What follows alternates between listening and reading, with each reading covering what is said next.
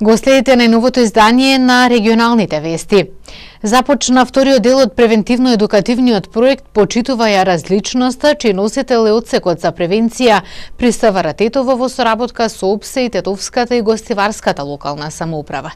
Денес во училиштето Истикбал беше реализирана тркалезна маса на која стручно обучени полициски службеници, модератори и ученици дебатираа на најразлични теми со цел придонесување за вкупната безбедност на училиштата. 9 оделенците од основното училиште Истикбал од Тетово денес беа дел од тркалезна маса организирана во рамки на вториот дел од превентивно-едукативниот проект Почитувај ја различноста, кој започна на почетокот на овој месец. Носител на проектот е Одсекот за превенција на секторот за внатрешни работи Тетово во соработка со ОПСЕ и Гостиварската и Тетовската локална самоуправа. Во вториот дел од проектот предвидени се уште 2 тркалезни маси во основното училиште Гоце Делчев Илирија во Тетово. Во рамките на тие тркалезни маси планирано е стручно обучени полициски службеници, модератори и 9 оделенци од училиштата заеднички, интерактивно, да презентираат и дебатираат на различни теми. Насилство и причини за насилство меѓу учениците, семејство и хоби, предрасуди и стереотипи како да се препознаат и надминат и така натаму. Во првиот дел од проектот беа опфатени 80 гостиварски 9 оделенци од основните училишта Гоце Делчев, Башкими и Мустафа Кемал Ататурк. Портпаролот Јосифовски најавува и други проекти.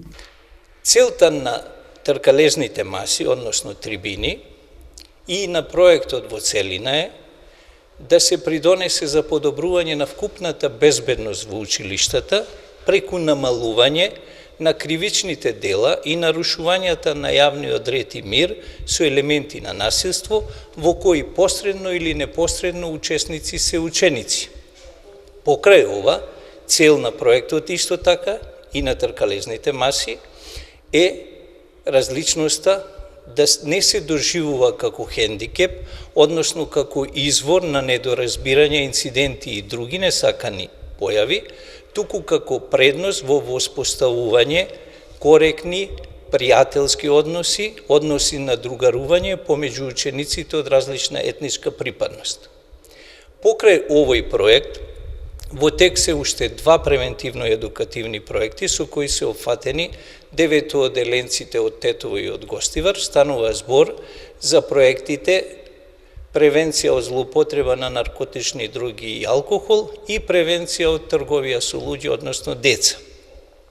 Во текот на идниот месец, зборувам за месецот април, планирано е да стартува уште еден превентивно-едукативен проект Безбедно управување со мопед, со кој ќе бидат опфатени првокласниците од Тетово и Гостивар. Заедничка цел на проектите кои ги реализира СВР Тетово е поголема безбедност на оваа категорија учесници во сообраќајот. Отворен ден на Универзитетот на Југоисточна Европа во Тетово. Ученици од завршните години од средните училишта од Македонија денес се информираа за студиските програми кои имаат можност да ги изберат за да го продолжат нивното образование. Ученици од завршните години од средните училишта од Македонија денес беа на Универзитетот на Југоисточна Европа во Тетово за да се информираат за студиските програми кои имаат можност да ги изберат за да го продолжат нивното образование. Универзитетот традиционално преку отворен ден на забавен и креативен начин им ги обезбедува потребните информации на идните студенти од програми за студирање до услови за стипендирање. Се обидуваме да им го представиме универзитетот, сето тоа што еден студент би го да целиот пат на студии би го одел во Универзитетот на Југоисточна Европа. Значи тука освен што ќе се запознаат со студиските програми, содржината, ќе ги запознаат професорите нивни, деканите ќе презентираат одредени аспекти од менаџирањето и администрирањето на нивните студии. Исто така оние ќе се соочати со делот на студентскиот живот на универзитетот, значи студентските домови, инфраструктурата, библиотеката и така натаму.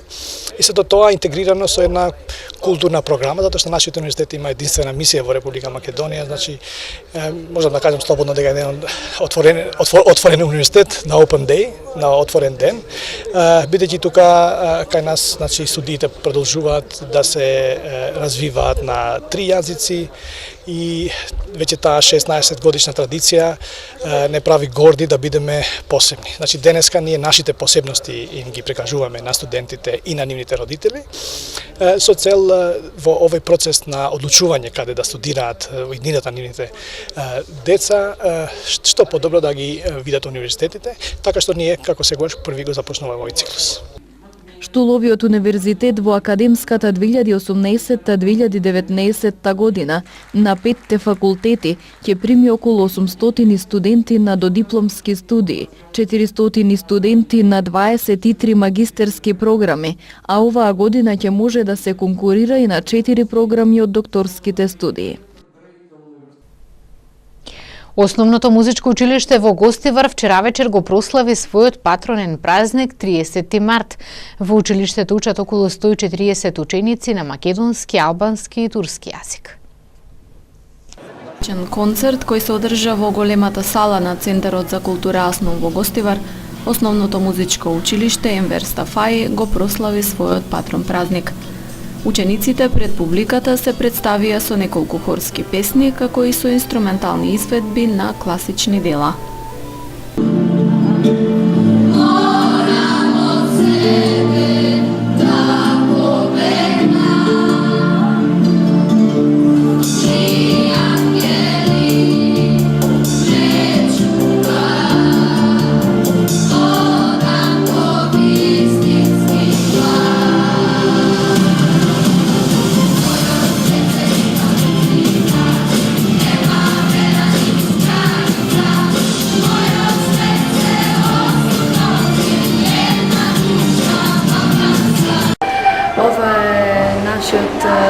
Роден ден од училиштето, можам да кажам слободно, патронен ден од училиштето. Нашето училиште Енвер Стафаи Гостивар постои 27 години. Јас сум многу среќна што јас сум првата директорка жена овде и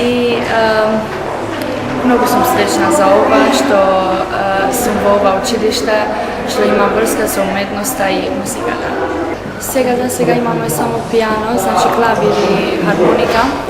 Тоа е еден многу мал број од инструменти, зашто вистина имаме потреба за повеќе инструменти за да учат и да имат избор учениците. Музичкото училиште во Гостивар постои речиси 3 децении. Актуелно има околу 140 редовни ученици, распоредени во наставни групи на македонски, албански и на турски јазик. Во училиштето се изучуваат солфеш и инструмент, пијано или хармоника по избор на ученикот. Синоќа пред Тетовци, планинарот Здравко Дејановиќ ја промовираше неговата најнова книга Анапурна, агонија и молитва. Во книгата се опишани предизвиците со кои се соочил при искачувањето на еден од најризичните врвови во светот. Истовремено дадени се и совети за искачување во зимски услови. Во книгата Напурна, агонија и молитва дадени се и совети за искачување во зимски услови. Ова авторско дело може да представува и својден прирачник за планинарите кои се искачуваат на зима. Едноставно и да се припремите пред одите на планина. Значи треба да бидете свесен за сите, ја би рекол, замки што може да ги постави, да кажеме, самата планина. Значи тоа е тоа. Едноставно во книгата значи може и да се види барем дел од она што го доживував. И сите тие опасности таму и како јас сум се справувал со тоа. Меѓутоа, секој човек, секој индивидуа си е посебен карактер, така да секој реагира различно на опасности и на различен начин се обидува да ги решава. Тоа е значи едно мое искуство. Пораките се, значи, никогаш човек да не се откажува ако си има своји цели, своји идеали и поготово ако тие се, да кажеме, малку повисоки, малку потешки, значи треба многу откажување, треба многу жртва, меѓутоа голема е среќата, сатисфакцијата кога ќе се постигне тоа. Значи не само во планинарството, значи и во секојдневниот живот имаме поставено цели, тешко се доаѓа до нив, не треба да се откажуваме. Можеби тоа ми е главната порака. Промоцијата ја организираше планинарскиот клуб Јелак. Оттаму велат дека се потребни вакви авторски дела, напишани од луѓе кои ги вкусили опасностите на искачувањето. Промоцијата ја нарекува еден вид на теоретска обука, наменета за тетовските планинари кои присуствуваа во голем број. Најнапред би сакал да се заблагодарам на Центарот Лоја, што ни овозможува просториите да ги користиме за ваква едукација, која е секако добра за планинарите и планинарските спортови кои ги има во рамките на Федерацијата на планинарски спортови. Исто така голема благодарност до Здравко Дејановиќ, што на нашата покана дојде во Тетово за да ја промовира книгата на искачувањето на Анапурна на Хималаите. Секако е многу добро ова што денеска го правиме. Сигурно ќе даде голем допринос за развојот на планинарството, бидејќи Здравко во книгата има еден малку понеобичен филозофски пристап кон планината, посебно кон Хималаите. Многу сликовито го објаснува искачувањето, припремите претходно, а ние како тетовци посебно сме горди, заради тоа што Здравко припремите ги вршеше на Шарпланина, ги вршеше на Титоврв, неколку пати се искачуваше на Титоврв. Планината Шарпланина и Титоврв во два наврати не му дозволија да се качи, бидејќи имаше голема меќава таму. Пред планинарите беше промовирано и авторското дело на Дејановиќ како го искачи в К2. Убавината на кривичниот суд ќе дојде однатре, порача председател. Убавината на кривичниот суд ќе дојде однатре, порача председателот на Основниот суд 1 Скопје Иван Џолев на отворањето на новата зграда на судот. Џолев изјави дека очекува да се смени перцепцијата на граѓаните за судството и судот да стане гарант на правдата и правичноста. По 8 години изградба, новиот објект на кривичниот суд денеска беше во употреба. Првото рочиште во судот е закажано за во понеделник за случајот Титаник на СЈО. На отворањето присуствуваа заменик министерот за правда Оливер Ристовски, председателот на Врховниот суд Јово Вангеловски, председателот на Судскиот совет Зоран Караџовски, државниот обвинител Љубомир Јовески и други судии и обвинители. Зградата која надворешно беше завршена уште во 2013 година, разни луѓе различно ја доживуваа. На некој надворешно им се допаѓаше, други ја критикуваа. Кога сме веќе кај убавината, за да бидам подобро сватен, новата зграда на кривичниот суд ќе ја споредам со човекот. Лично сметам дека убавината доаѓа однатре, а не однадвор. Сите заедно да направиме граѓаните и јавноста судот да го посочуваат единствено како гарант на правдата и правичноста, гарант дека постои правна држава, гарант за еднаквост на сите пред законите и гарант дека на невините ќе им биде гарантирана слободата, а криминалот ќе биде санкциониран. Злоупотребата на лични податоци од профили на социјалните мрежи е реалност. Скандалот со Facebook и Cambridge Analytica отвори многу сериозни прашања. Младите се свесни, но велат дека тешко може да се замисли животот без социјалните мрежи. Анализа на Радио Слободна Европа во телевизиската тема на неделата.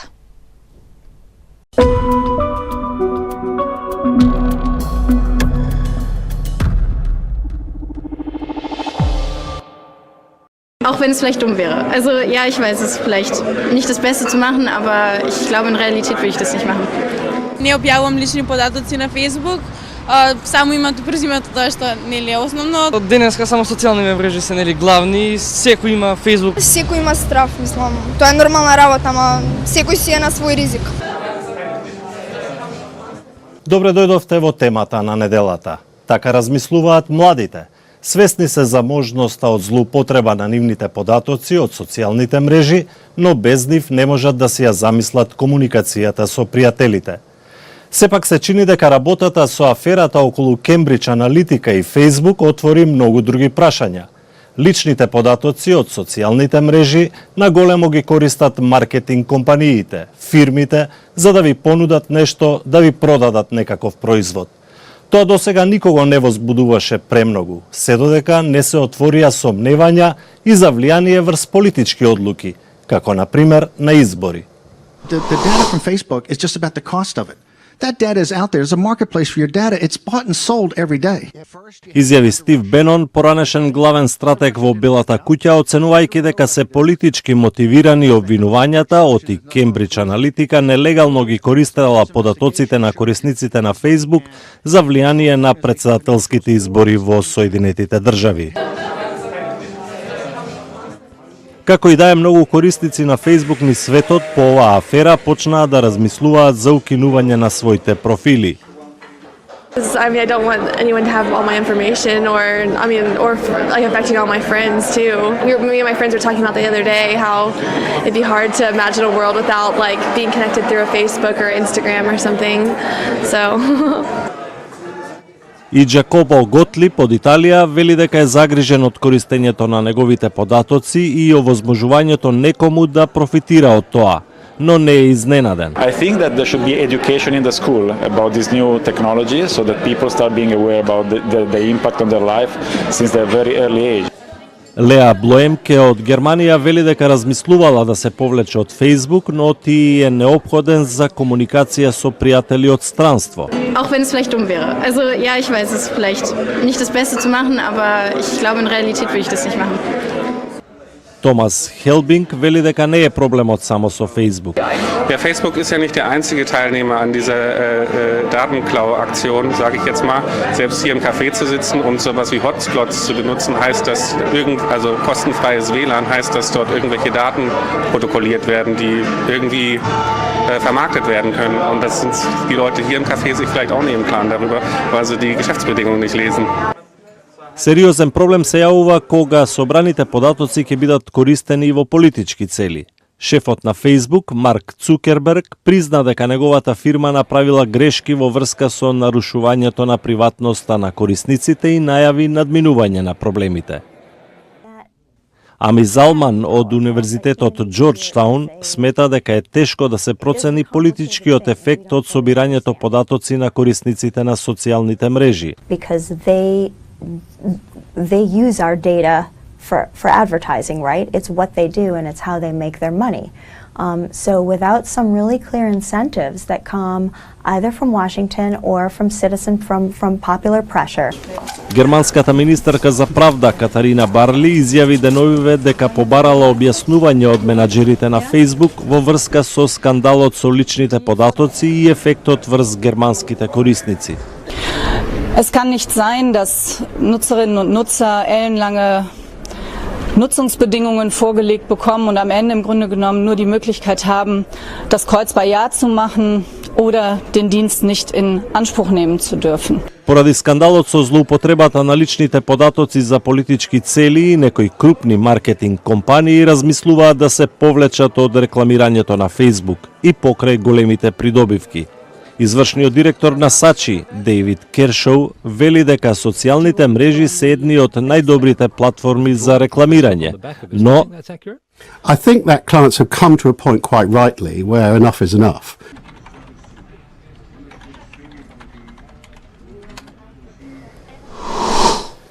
И младите во Македонија се зависни од социјалните мрежи и немаат намера да ги бришат своите профили, иако, велат, стануваат повнимателни во врска со споделувањето лични информации. Токму младите се главниот таргет и на маркетиншки и на политички атаци, велат експертите. Само еден збор, дозволувам или се согласувам, го отвораат прозорецот преку кој вашите лични информации стануваат достапни за провајдерот преку кој користите одредена апликација на вашиот паметен телефон. Скандалот со злоупотребата на личните податоци на околу 50 милиони Facebook корисници од страна на компанијата Cambridge Analytica ги отвори сомневањата дека и македонските граѓани можат да бидат предмет на слични злоупотреби во маркетинг или во политички цели. Токму затоа, упатените препорачуваат граѓаните да бидат повнимателни при секое симнување на апликација на телефон или пак со секое учество на квиз или на некоја игра на Facebook кога од нив се бараат одредени лични податоци. 365 дена во годината, сите ние како корисници, конзументи на социјалните медиуми сме таргет на компаниите. Исто така 365 дена сме таргет и на политичките партии, но особено сме нивен таргет за време на изборните и предизборните кампањи. Убаво е да се биде присутен на социјалните медиуми и како политичар, и како партија, и како комерцијален субјект и организација. Меѓутоа мора да се почитуваат одредени правила, почнувајќи од првото дека доаѓате во средина која што не е ваша, која што си има своји правила и не можете да бидете вие тие кои што ќе излегувате буквално од секоја ќоша. Алатките со помош на кои информациите и одредени услуги ги добиваме многу брзо, подразбираат давање на дел од нашата приватност, но тоа не значи дека таа треба да биде злоупотребена, посочува Кордалов. Она што кај нас во националното законодавство треба да се направи е да ги рефлектира веб страните, платформите, апликациите кои што се со потекло од нашата земја и кои што действуваат локално. Регулативата е добра, како и за многу други работи, се сложувам со вас и се сложувам дека она што треба да се подобрува е примената. Меѓутоа, за да имаме добра примена, пред се треба да се вложува во кадар кој што ги разбира овие работи, кој што си има соочено со овие проблеми. Македонските граѓани велат дека се свесни дека нивните лични податоци можат да бидат злоупотребени за политички или маркетинг цели, но и покрај тоа, барем засега, не размислуваат да ги напуштат социјалните мрежи. Не објавувам лични податоци на Facebook, само името, презимето, тоа што нели е основно, каде живеам, родители, тоа не објавувам такви работи. Од денеска само социјалните мрежи се нели главни, секој има Facebook, да кажеме, од 100%, 90% сигурно имаат Фејсбуци. Секој има страф, мислам. Тоа е нормална работа, ама секој си е на свој ризик. Не сум го источил, да, пошто мора да се вклопиш малку во народот. Можела да го укинам, да не користам Facebook, ама сега за сега го користам. Не отварам нешто што е со сомнителна содржина или нешто што ми е непознато. Ми бил хакиран, Фејсбукот ми биле злоупотребени податоци. Македонија има повеќе од 1 милион и 100.000 корисници на Facebook.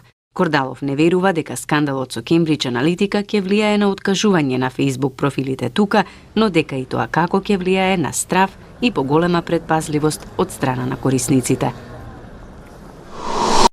Тоа беше се во ова издание на темата на неделата. Се разбира нашите содржини и натаму можете да ги следите и на YouTube, како и на социјалните мрежи. На која од платформите е ваш избор. До гледање.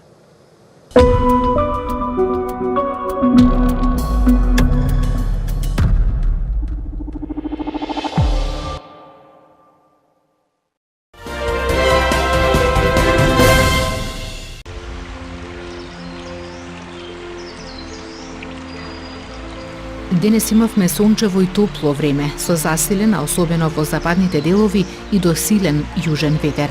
Кон крајот на денот и во вечерните часови, облачноста се зголемуваше. Во западните и северните делови имаше услови за локални врнежи од дожд, проследени со грмежи. Утринската температура се движеше од 2 до 9, а дневната од 18 до 24 степени Целзиусови.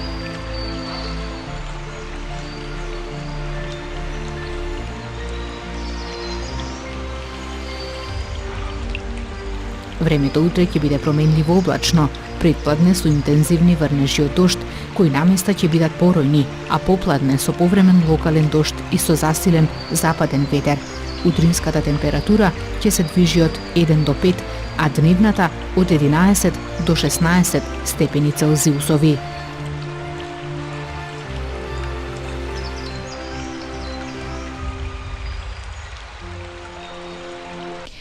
Регионалните вести завршуваат овде. Благодарам што ги гледавте. Пријатно.